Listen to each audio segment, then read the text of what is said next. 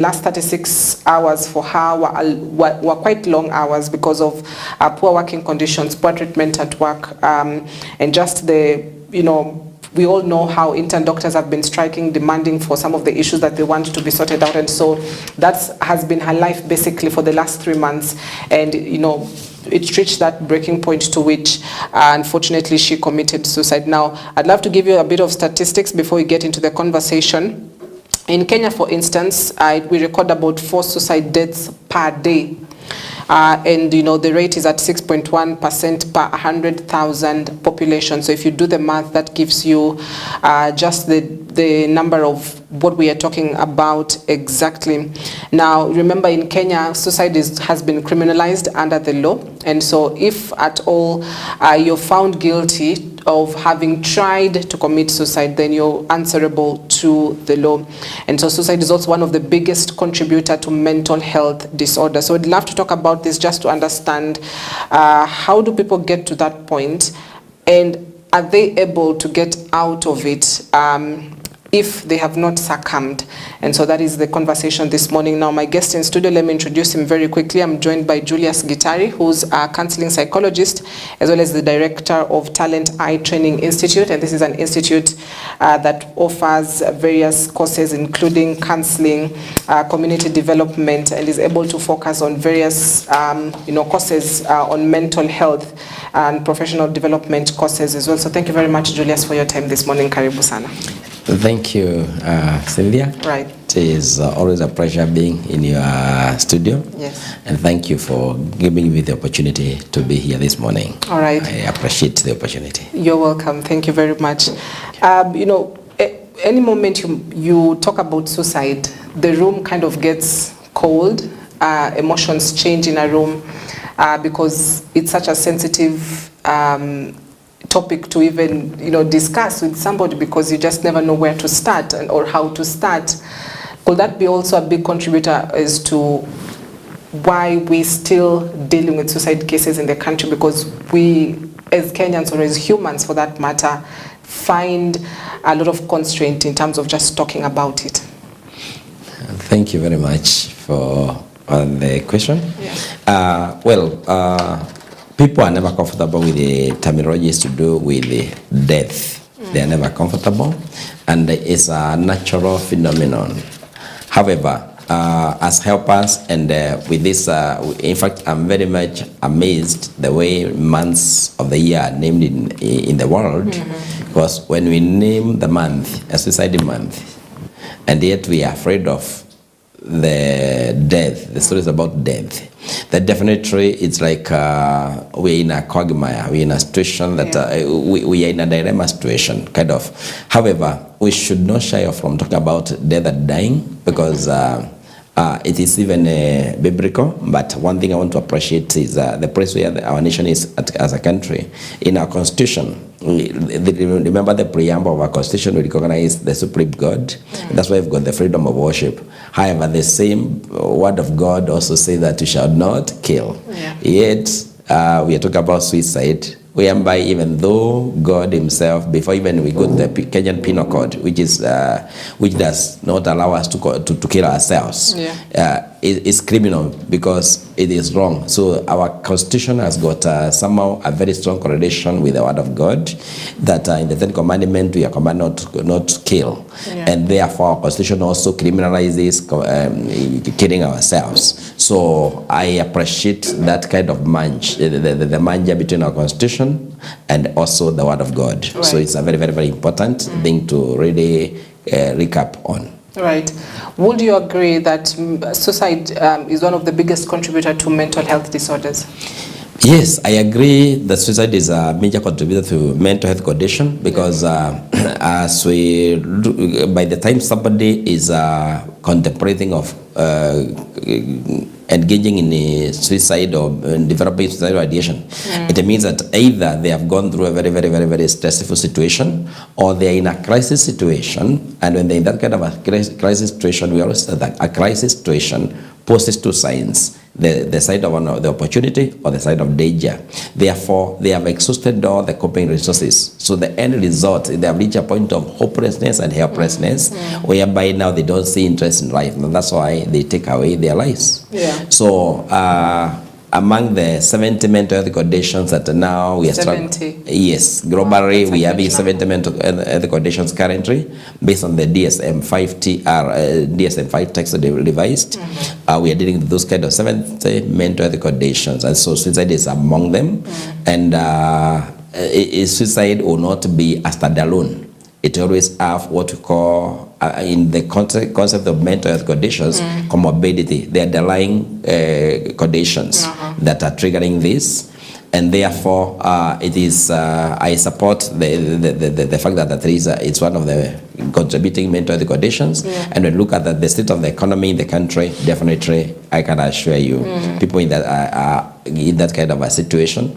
And then the managers of the many drugs and substance abuse as the best counselors ever that can be able to support them. People are running away from the reality of the pain, the reality of feeling hopeless and helpless, to now resorting to substance abuse as a way of seeking quick way or remedy of relieving themselves the pain. Only to notice that, again, the substances they're taking, they are one of the major contributors of why people commit suicide. Yeah. Yes. Now, there's something you've mentioned about it being also having underlying conditions, and I think you've used the word comorbidity. Comorbidity. Yeah, maybe you could expound on that, on what these underlying conditions are and what it actually means. Thank you. Comorbidity is a condition whereby two or more conditions are affecting this individual. I might be treating you for depression when in the real sense you're suffering from mood disorders, and not only mood disorders, even another condition like you are having there is this problem that is running within the family, like personality disorders, schizophrenia. So they are there, and so whatever is presented is the fact that you want to commit suicide. However, below suicide, we have got other conditions that are also majorly contributing to the condition. That's the situation we call about comorbidity, other underlying condition. And this we can take it back to during COVID eras, whereby we are being told person from age 58 should work at home because they might be having another underlying conditions. Those are the underlying conditions are the one normally called the comorbidities. Yeah. Yes. All right. So let's talk about do I call it stages before you get to that point where you are thinking about committing suicide or you want to commit suicide? How do we get to that point, that tipping point? Is there, reasons as to why, or signs and indicators that we are going to that tipping point? Thank you very much for that question. Now, majorly, the situation we are dealing with is suicide. It's a very, very, very tricky situation because psychologically I cannot predict that because of the way you're having so many issues, the landlord is chasing you from the house, you commit suicide. So even from the psychiatric perspective, it does not have a very, very, very clear picture of the situation. However, allow me to say that we've got the so-called risky factors that that will indicate that somebody is likely to eliminate their lives. Now, we are talking about now, you are in a normal state of health. Everything was going on very well. Then all of a sudden, you started experiencing stressors from the environment, and these stressors can come from home. They can come from even within yourself, that is within the individual. We can have factors within our biological makeup that can trigger the change of the mood. Then we have got again there is this kind of pressure that is coming up. Probably you're undergoing significant losses in your life. At the same time, your children are also giving you challenges. The family, there is family discord, there is domestic violence that is taking place, there is the abuse which is taking place. When all these negative factors affect an individual, then these individuals' coping mechanisms or the level of of resilience now start going down. When they start going down, they start by saying that I'm feeling very stressed, I'm feeling my value is going down, that the self-esteem is going down. They are somehow feeling that there's nothing I'm doing that can be appreciated, and therefore they start developing an element of hatred in themselves. Then they start developing a lot of unforgiveness within themselves. They start rejecting themselves, and when they start rejecting themselves, they start now withdrawing from the social setting. Remember, social networks are very important. Yes. They start now withdrawing, and these people will start even developing mistrust even with themselves. You start even doubting yourself, and also you discover now they have started developing a lot of anger and irritability. As they go through that kind of a trajectory, finally they reach a point of whereby now they go down, they get depressed, they reach a point of apathy. Apathy is a state whereby now you have got no interest in life. At that particular moment, then the end result is that now somebody might start developing mental conditions known as hallucinations and delusions, whereby you are seeing and hearing things which are not there. And some of the voices you'll be hearing might be telling you now, kill yourself. Kill yourself. So at that kind of a situation, they also remember delusions are very strong negative beliefs. And at this particular moment, you see that there is no need for living. You're wondering even in the first place why you are alive. It is at that particular moment now somebody starts now thinking of how to harm himself or herself, and especially some of them will even reach a point of planning how they would like to execute the process of rehabilitating themselves.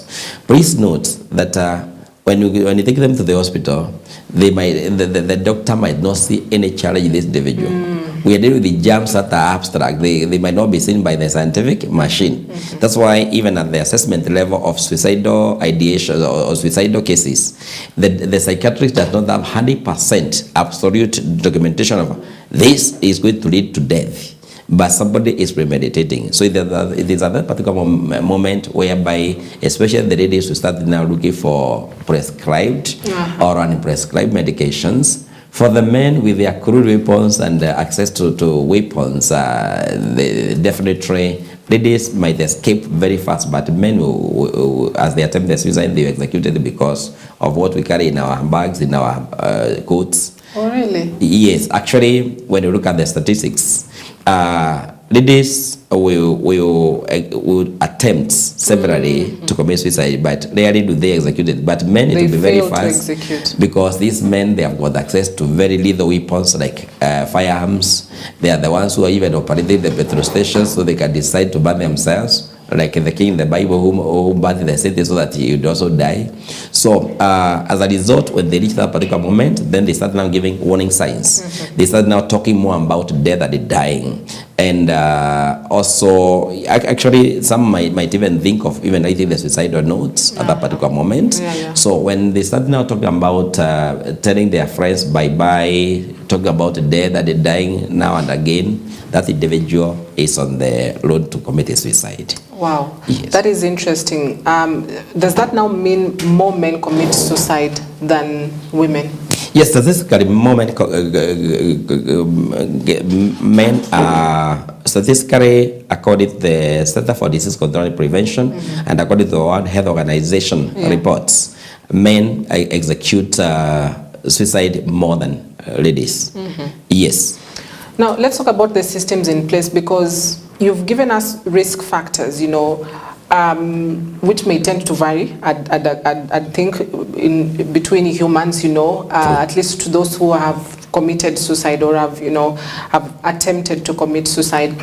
But is there one that you would say is a consistent risk factor amongst all victims of suicide? Yes, one consistent risk factor is stress. Then we're talking about the personality makeups, our personality makeups. We talk about, incidentally, when we talk about personality disorders, every person has got one personality disorder or the other. And among the 10 personality disorders, there are only 4 that see the reason for going for counseling. The rest they don't see. The rest are not even qualified for it because by virtue of their personality and makeup, already we know we are waiting for you anytime you can utter yourself. Right. So personality stressors are major conditions. Then now we talk about the mental status of people, and with the current environment where we are, the people's mental state is not okay. Yeah. And we, as psychologists, we always say that it is okay not to be okay. Yes, it is okay not to be okay, and that's why we can be able to stress to extend our olive leaf of help and help an individual because you have appreciated you are not okay, and so it is okay not to be okay. So the mental health conditions one consider the factor, then the stressors in the environment. Yeah. Then of course we are talking about also this kind of the environment where we are in. If the environment is unconducive for individual, then definitely we are lowering their resilience. Those toxic environment where we are born from. And I'm talking about personality because again we have got the so-called personality, toxic personalities, the narcissistic personalities, the borderline personalities whose mood keep on swinging and they swing on the negative side, the negative trajectory. And again, our ability to remember, we are born with the ability to think in a crooked way. Yeah, we are born with that kind of innate ability, and we invent a lot of disturbances. So those are critical. Then again, lack of spiritual connection. Yeah, you don't have, you are not spiritually connected. Such chances are you will obviously lose yourself, because remember we are told by the word of God that the work of the devil is to kill, to steal, and to destroy. And no wonder Jesus was talking about John 8:44. And by you talk about now the works of the enemy. So lack of spirituality is a major contributor also to somebody losing their lives. Yes. Now, Kenya records, huge numbers in terms of suicide cases. Some make it to the media, some don't. But at the end of the day, the organizations who've got that particular statistics, which points to an alarming rate of suicide in Kenya. How much are people talking about this? Not just because it's September and it's the month of suicide prevention, but even in any other month, in any other setting, how much are people really talking about this? Thank you very much. In fact, I'm amazed that, like I started by saying, we have named our months with things that are not lights, things that are not very spiritual. We talk about the September as month of suicide awareness. October is mental health month. In fact, on 10th of October, we'll be celebrating the World Mental Health Day. Though there is a lot of confusion in Kenya that it is Moi Day, but it's not Moi Day. It is the World Mental Health Day, and the celebrations are going to be, the month itself is going to begin from 26th of this month all the way to 10th, and so the whole of October. And let me say that actually, we are even causing a lot of confusion, because I guess it's a lot of awareness, a lot of communication is being done in the city, not in the rural area. I can assure you this information, we are only concentrating it on the city. And on this city, again, they depend on the corporates that have learned something about the employee awareness program or the employee awareness programs. Because we also in the corporate that are not even thinking about the welfare of their staff. So this level of awareness is still at a minimal level.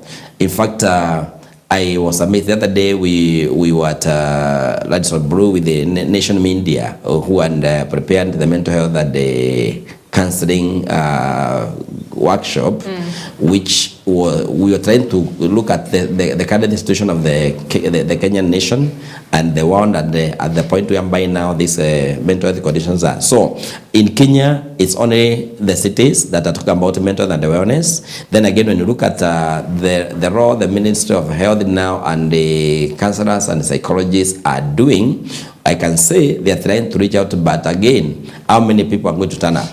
Then, so what we need most is can I call it something like a civic education?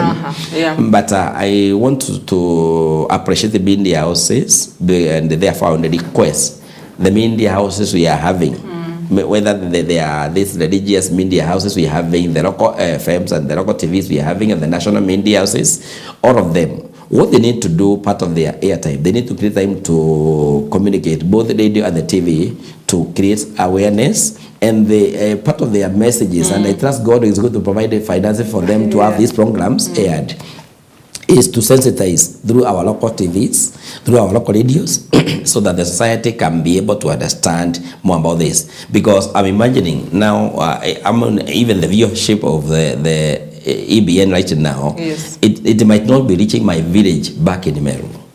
And therefore, and the only person at the ground there is the medics who are operating within the dispensary in my local village, and this the level 4 hospitals. Then we have got maybe even level 5, and until I go to the hospital. Yet remember, people in the rural area, they don't do, especially men, they don't want to go even to the hospital. The moment the men are arriving there, they are at a critical condition. So I would urge the social worker, the psychologists, and the religious leaders, including now professionals like you, to really create time and air this information. Then, if possible, we move away from our comfort zone. Let us reach out to the villages. Because people have got a lot and get those awareness. Then can we also empower the teachers and the pastors, because they are the key people in the village, including the chief, who are supposed to be sensitized to have these chief balances, should be focused on this to do with the mental conditions, and especially now we talk about suicide, we talk about mental health. Let them be empowered first of all. If we can empower them, things will move better. At the place of work,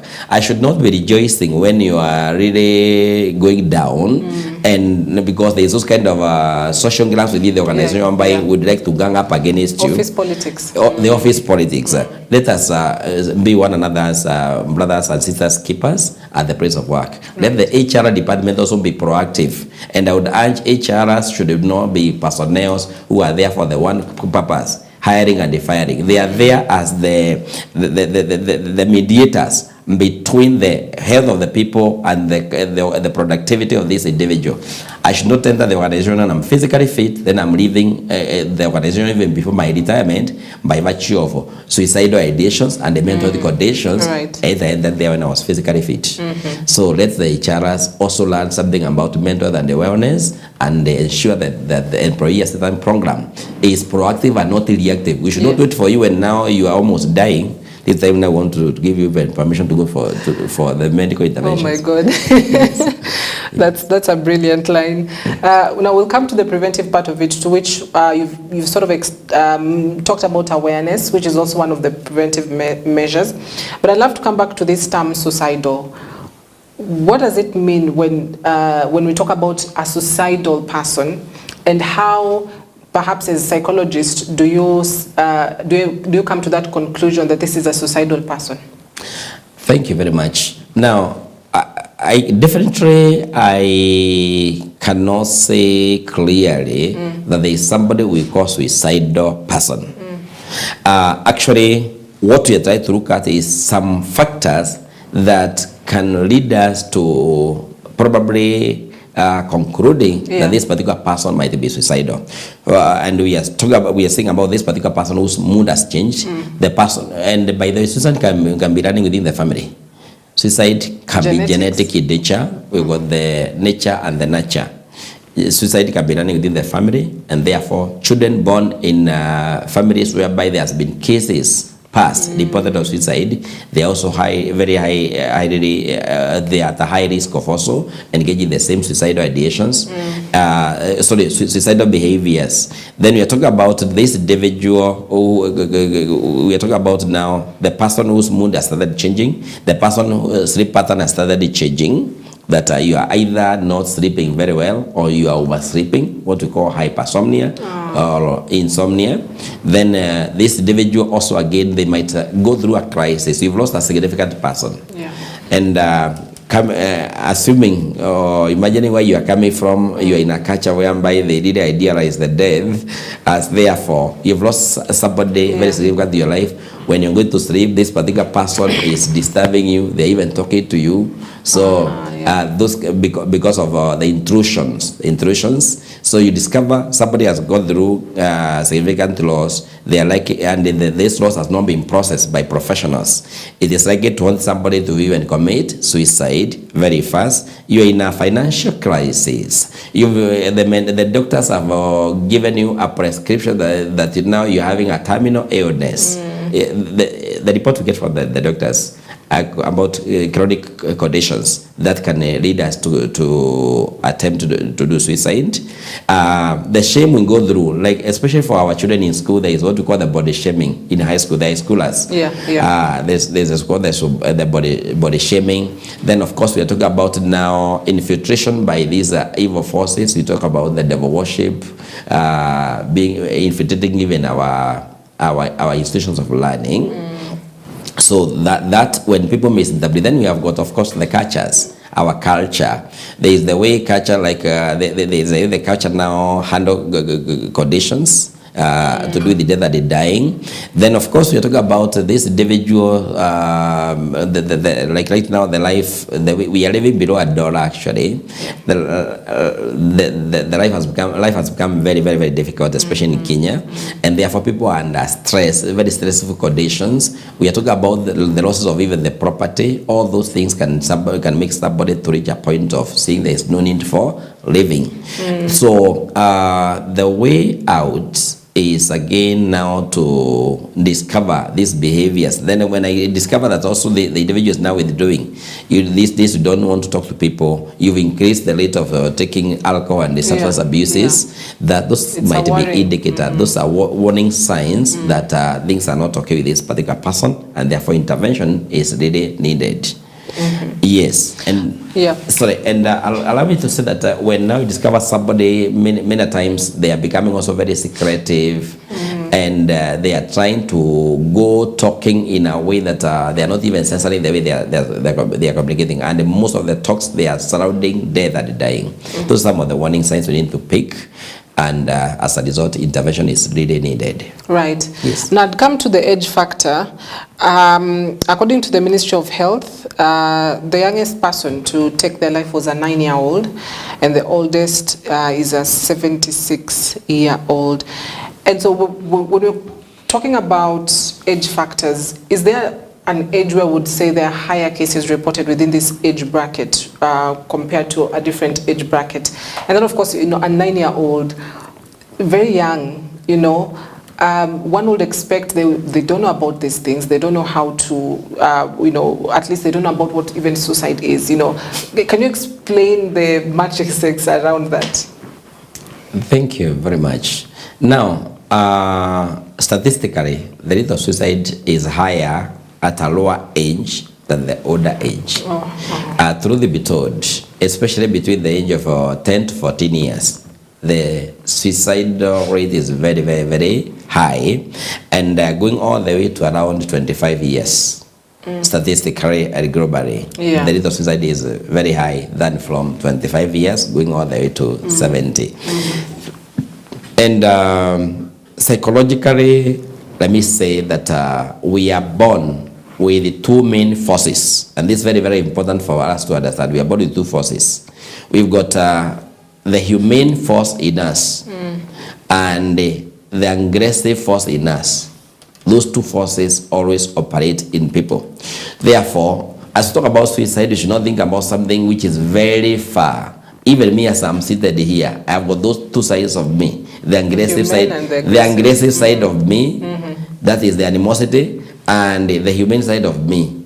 So these two forces are always operating in every individual, and therefore, depending now on the environment, we need now to be safe, because on daily behaviors we are portraying either aggression or calmness. So therefore, the Utu side of me, this the humane me, is the one now which will help us now to reduce the issue about suicide. But the aggressive part of me, the aggression and the violence has got two main purposes: either to destroy myself or to hurt others. Or even to destroy others. That's why an individual can afford to wear a suicidal bra, a suicidal shoe, a suicidal belt, and they come to the studio here just to detonate it, and the whole system go down, and I go together with it, like Samson of the Bible, who went down with the whole building. So we are born with that kind of an ability, the Adamic nature in us. has got those two sides. So therefore, let's not say that a 9-year-old does not know, because already naturally we are created with that ability. There is a force in us, and that force is beyond our control. That's why awareness is very, very, very, very, very important. Yeah. So this is a child who has been brought up in a very dysfunctional family. We are telling them that you are good for nothing, you are hopeless, you are useless, you can't make it, you are a liability, I tried to abort you, could not come out. So all those kind of and you know, sometimes we are very loose in our mouth. Yes, instead of bringing positive prophecies about our children and a positive stroke, we are only devalidating them. Our tongues are the biggest weapon. Your father is the one who has given me this kind of trouble. He interfered with my university education. Yes, when I became pregnant, he could not continue. That is why I'm suffering. Those are the things we are feeding our child with. Yeah. So when we have got this negative stroke that we are feeding people with, definitely we give them an image about themselves that I am good for nothing, I am equivalent to a devil, and therefore I am ugly. And why should I live in a world of beautiful people when I'm ugly? I am better do it with myself. That's why when on the suicidal road, sometimes people say, I thought when I kill myself, you people will be very, very happy. I've been bringing sadness to this family. That's why people go to that kind of a milestone. Our image. That's why the company does not dare with any employee who is going to tamper with their image. You talk about the image. My company have taken so many years to build it. I cannot let you to bring it down in a twinkling of an eye. So the so-called images, even as we have got the images, my self-image is very, very, very, very important. When now you devalidate it, when I have always operating at the level of low self-esteem, there's no value in myself. I'm written buy one, get two free. Hardly was the stock class, buy one, get one free. That's how I'm labeled. So then, when do you want me to go? I better live with the devil. After all, we will be made in hell. We can urinate on that on that fire and put it off. I don't want this kind of business here. So our loose mouth have got a major contribution, because we give a feedback to people, and these have got the ability to make us to commit suicide.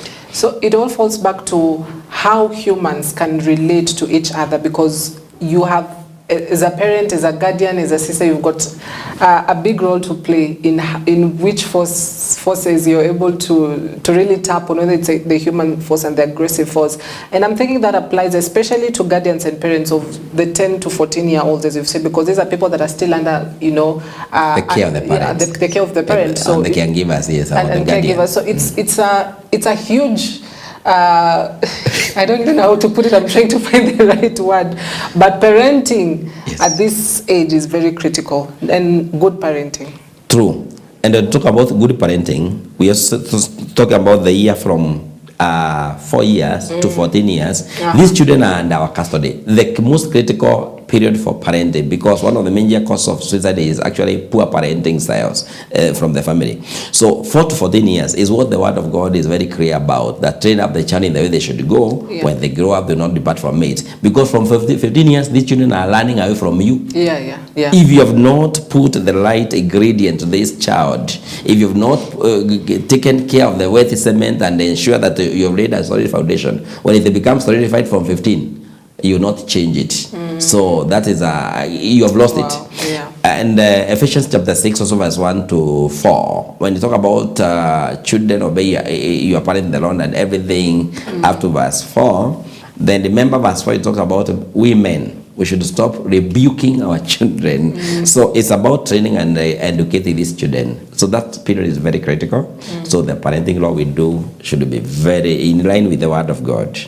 Yes. All right, now let's come to preventive approaches to suicide, because I'll take an example of somebody above 18 who has now perhaps moved out or is going to campus, and so they're exposed now to a different world.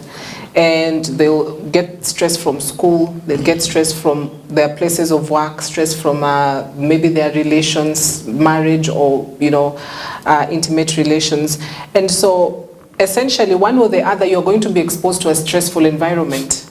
One way or the other, or you're going to be exposed to somebody who's going through a stressful moment, and you're interacting with this person.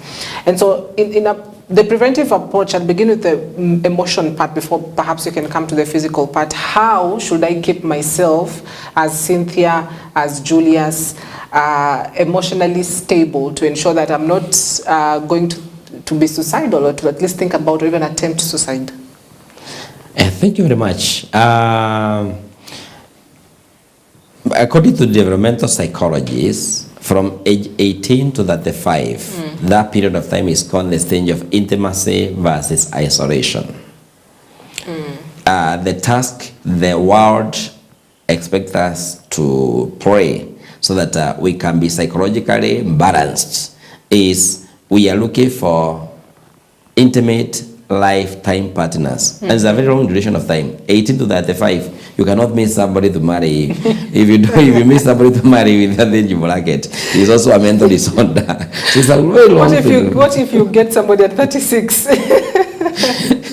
So, so it's the period of intimacy versus isolation. Now, when we talk about intimacy, it's not necessarily about marriage. It's about now allowing yourself to share your life with others. Remember, you've been under the domain of the teachers and the parents below here.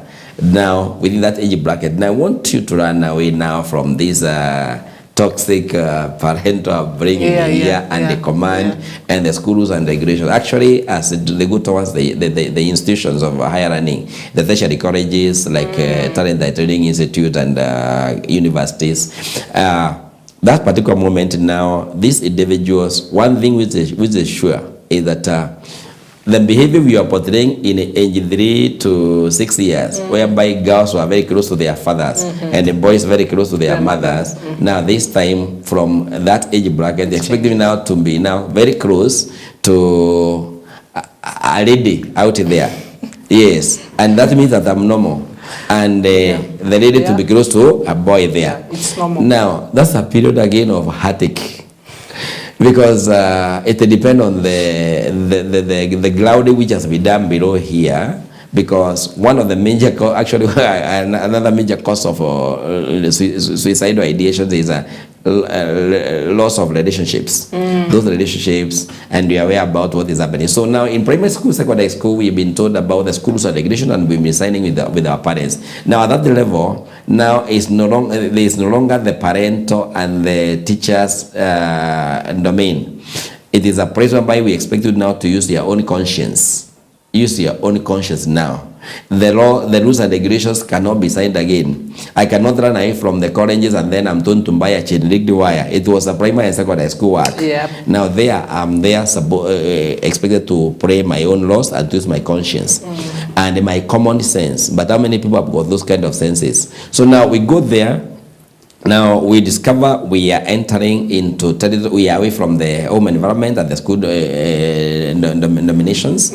Now in those kind of interactions, the interpersonal relationships now, if they are healthy, these people will excel very well. If they are unhealthy, definitely again there will be a lot of breakup,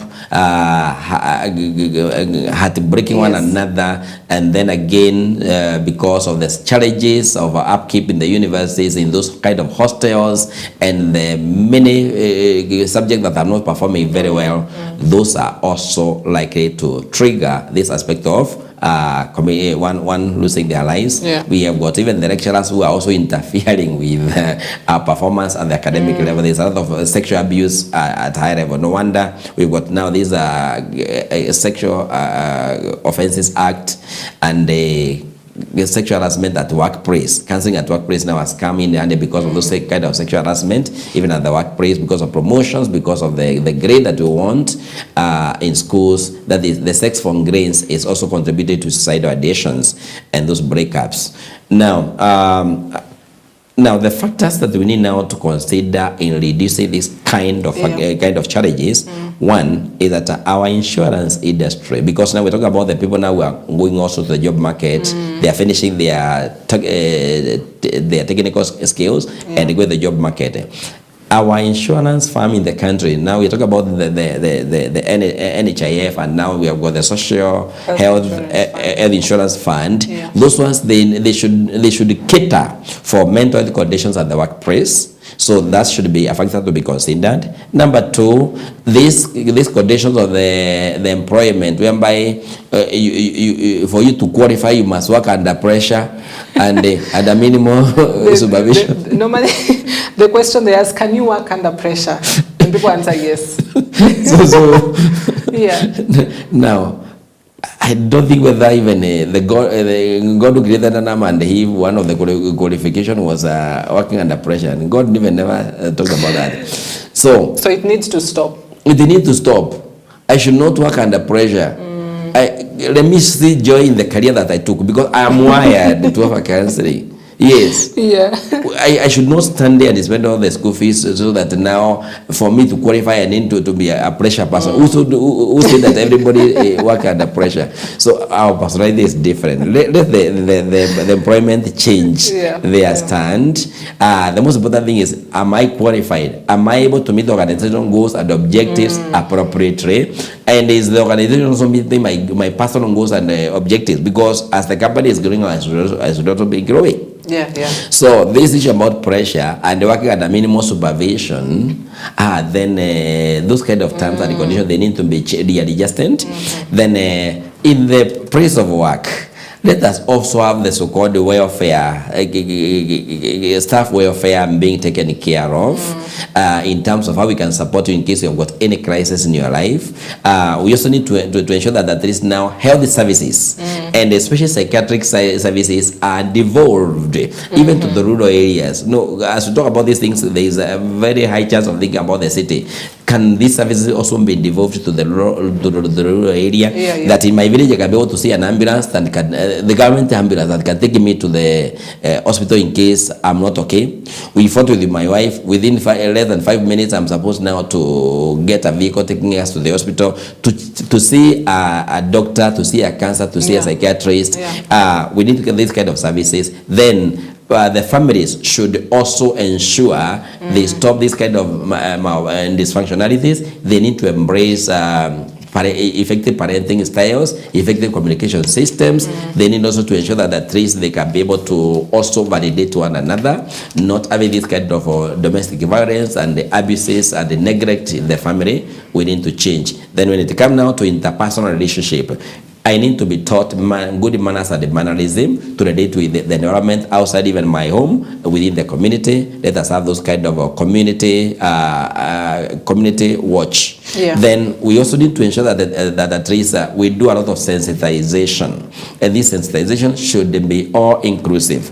Let the religious leaders be there. Let the government system be there, like the chiefs and the police within the area, to do this kind of sensitization. Let the Nyumba Kumi be there to sensitize the people that in case you discover your mood is changing very fast, you need to seek this kind of help. Let us also have the campaign to eradicate substance use and drug abuse within our communities, and also let us also seek the spiritual nourishment. And when it comes to the issue about the government, let the remunerations be there. Our landlords also need to regulate the rent that they are giving us. If we cannot all of us become landlords, let them also regulate it. When it comes to the school settings, let the teachers also be very humane and take the children through stress and stress management as part of the programs. Let us have peer counselors being instituted in all setting up. Like in the village, there is what we can call the friendship benches, whereby as the men, because men have got the tendency to go to the canteens and the towns. As we go there, let them have a forum whereby they can be able to sit down, and they have got a professional like Cynthia here, giving them talks on how to reduce their stress levels, how to develop resilience. Then in the curriculum, we also need to have life skills being taught for all. And I guess also media houses can be able to come up with a program for life skills to teach people how to problem solve, how to cope with the crisis in life, and it let also the Minister of Health also take lead. Like I want to appreciate the former CS for Health, the Mutai Kagwe.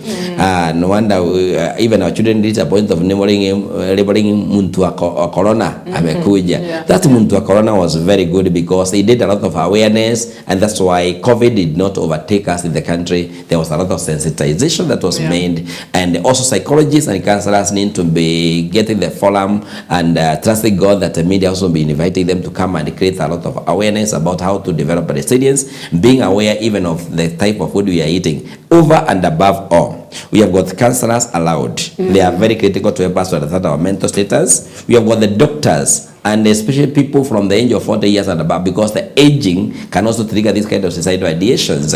So men from 40 years and above, with these insurance covers or without, let us be doing regular clinical medical checkups. I know ladies are very good. That's why I'm not even touching about men. Ladies, because ladies, they are very keen on their health. Then also, let us also be eating well-balanced diet and do a lot of self-care. And the well-balanced diet should go hand in hand with our blood groups. Then also, over and above all, the spiritual intervention is very important. Remember, and this spiritual intervention should be from the right source. Because you see, Judas stayed with Jesus, but what did he do? He committed suicide even before Jesus died. We have got the jailer here, who because of imagining that the prisoners have run away, he wanted to attempt suicide. So also is Jonah. The Jonah syndrome, we should, even at the spiritual level, we should run away from the Jonah syndrome. Jonah was the only preacher who was supposed to go to Nineveh, but he's rushing away from the other end. Thank God, he got a free lift all the way to Nineveh, but then remember he was also attempting to commit suicide after the plant has died, and he developed suicidal ideations. So the most important thing is if it is the spiritual source, we should have now the right spiritual source whereby we can be able to tap the right information, because spiritually we can also be brainwashed. And remember, we have so many prophecies in Kenya running around the cat and occultism in the country, whereby people are being told, like right now, there is a prophecy that the world is coming to an end. Is it next month? So there are those kind of prophecies, and the people go now to kill themselves in the name of martyrdom. They want to die before death comes. No, should not do that. So spiritually, we also need to be well grounded, and let us also use our discernment to see if the right spiritual authority that can be able to give us the right word of God. The word of God has been tested 7 times. Therefore, that is the joker card that we need to all embrace. Right. Yes. And I would perhaps just put more emphasis on the work. I'd say recommendations that you've just made to offices, to HRs, to those hiring managers, to just any workspace, because we tend to spend a lot of time at work more than we spend at home. True. And so you're getting somebody who's at work for about 8 to 10 hours, goes home, has got very minimal time awake, and then they're asleep. So the workplaces need to be the safest spaces for everybody. Now let's speak about stigma, because for men this is a huge problem for them, because as a man, they've been accustomed to being the head of their home, accustomed to being, you're a man, you need to be strong. And so at any point, perhaps they've had the thought to commit suicide, they've attempted to commit suicide. There's a lot of stigma just around it, even for them to be able to speak up and talk to somebody, because they're just, there's that stigma of, you're a man, what were you thinking? So maybe you can speak on the stigma and how much this is of a blocking gap for prevention of suicide. Thank you. Now, as talk about the stigma, you're taking me back not to Abimelech in the Bible, who did not want to die in the presence of a woman. Abimelech in the Bible, Zimri, Ahithophel was even a counselor.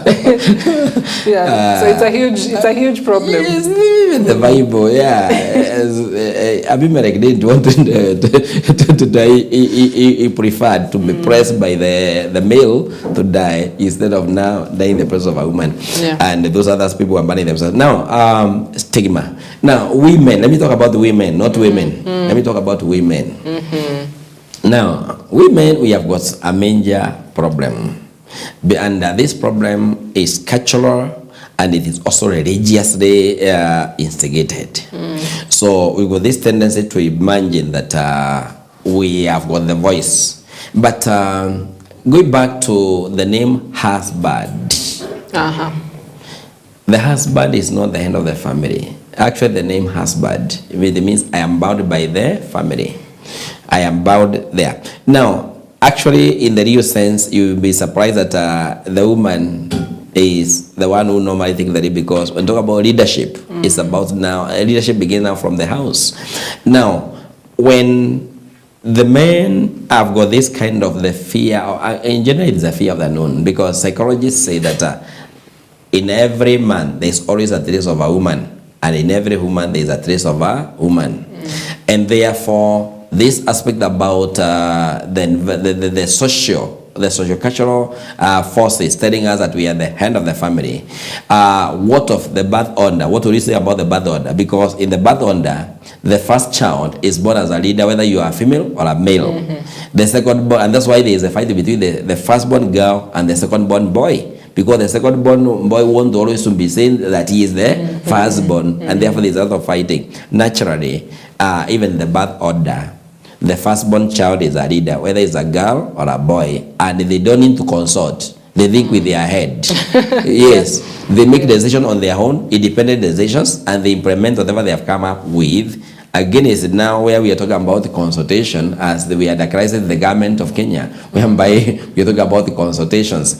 So, and therefore, most important thing is more awareness and the more sensitization that it's not about the culture. In our cultures, in our religious inclinations, there is what is we need to filter. That's why we got the fruit and the gift of the Holy Spirit to help us to filter. And the gift, one of the gifts of the Spirit is the word of wisdom. The prophecy, the discernment. So we are supposed to learn from this. For us to be better people, let us stop criminalizing and stigmatizing things that are only an invention. So those stigmas are a human invention. Like when you talk about the gender, is a human invention. Yeah. It's not there. God created male and the female. Those other things about the gender is our human creation from our philosophy. That's why our knowledge is very much limited. So we need to go to the knowledge that is superior, not this scientific knowledge, because it will bring us a lot of challenges. So there's a lot of stigma about you committed suicide. There is a lot of stigma around that this family has got the gene of suicide. There's a lot of stigma about the death and the dying, to an extent that we don't even mention somebody by the name of the person who has died. Those stigmas are there. So, and therefore, stigmas are just like myth. The most important thing is now in this forum, can we be able to develop confidence to be able to voice out this particular thing, that even families with suicidal cases, they are families too. The same way we are saying that prisoners are people too, similarly, people with those kind of suicidal addiction, they are people too, and that aspect should be very, very, very, very important.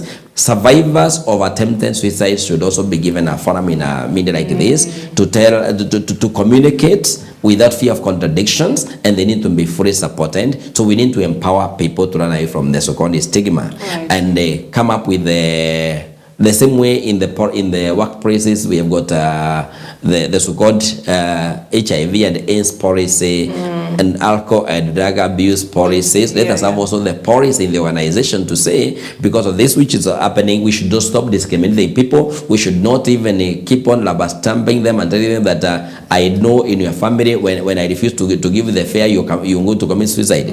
Let us stop ridiculing people and give them the opportunity to wear. And especially this month of suicide awareness, more survivors should get the opportunity to come to media as we are coming to the end of the month, and they stand strongly and they say that I was almost, but God saved my life.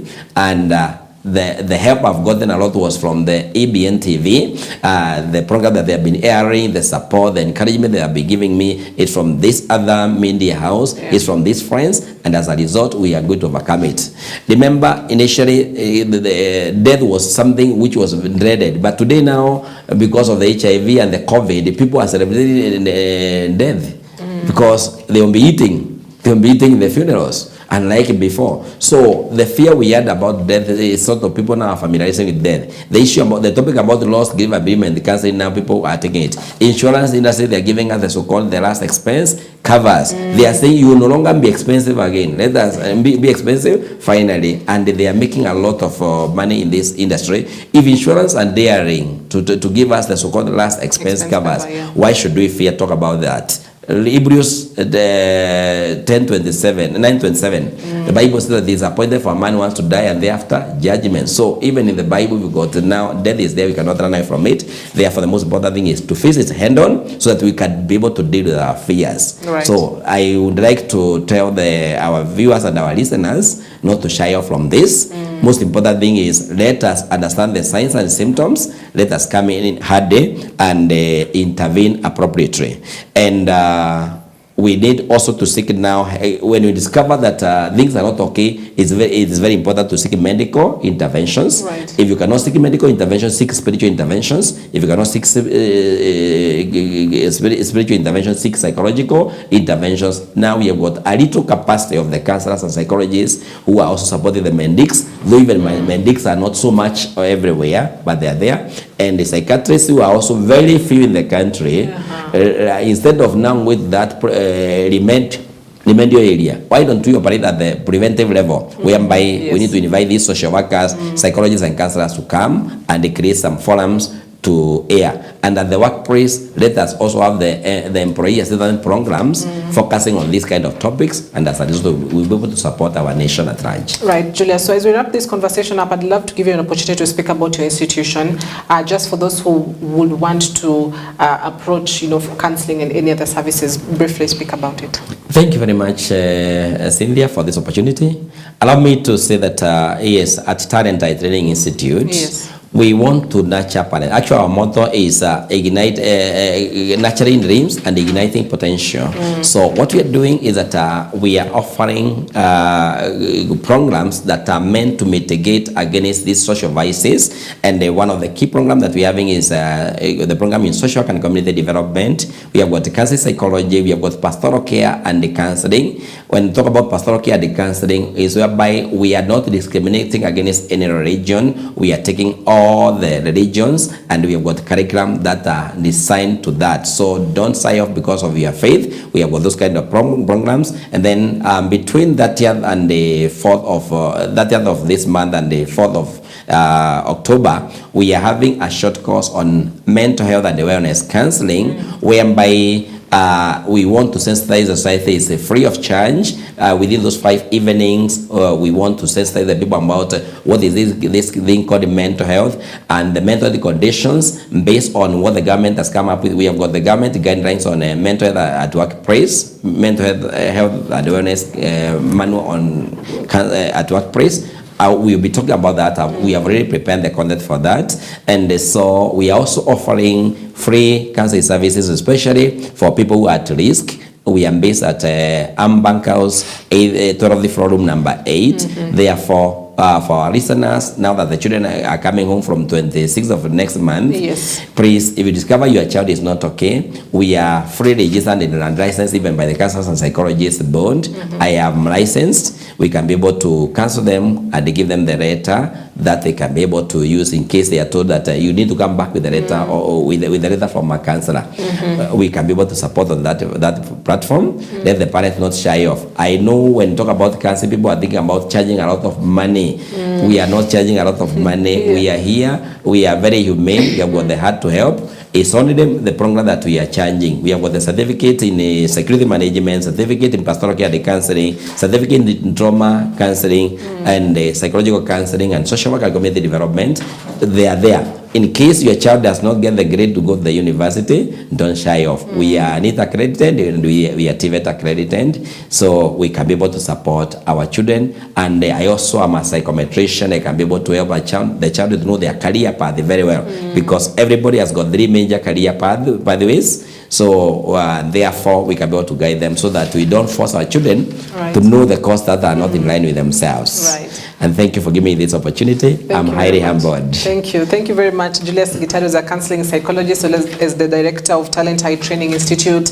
And if you've got any interest to also do these courses other than just looking for counseling, then he's just the right man for it. So asante sana for coming in. That was the conversation this morning on the suicide prevention. September is the suicide prevention month. Well, we're almost at the end of September before we can come now to October, which is the mental health awareness month. And so please speak about this, share this broadcast with your family, with your friends, because we are our brother's keeper and we need to do that. And for the workplaces, I beg of you, HR managers, be kind to the people. Let's have that preventive approach rather than, curative approach after it has happened is when we start to have this conversation. So we wrap it up at that point. Thank you very much. My name is Cynthia Nanjala. Enjoy the rest of your broadcast.